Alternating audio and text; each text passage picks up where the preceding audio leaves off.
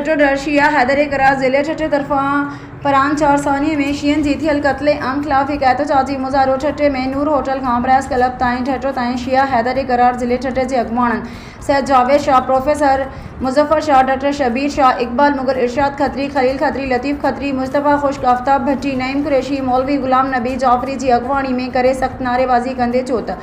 परान 4 में दहशत गर्दन पारां 50 खां वधीक मुसलमान शियन के बेगुनाह शहीद करण समेत केतिरनि खे ज़ख़्मी करे उन्हनि जा घर उजाड़े छॾिया आहिनि। जंहिं अमल जी जेतिरी बि मज़हमत ऐं अफ़सोस कजे उहो घटि आहे, जंहिं वाक़ई इंतिज़ामिया जी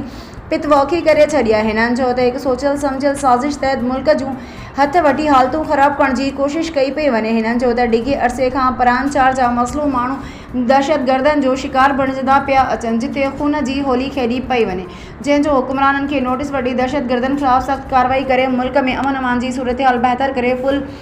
फॉर परान 4 में मौजूदु दहशत गर्दन ख़िलाफ़ सख़्त कार्रवाई करे शियन के तहफ़्फ़ुज़ मुहैया कयो वञे।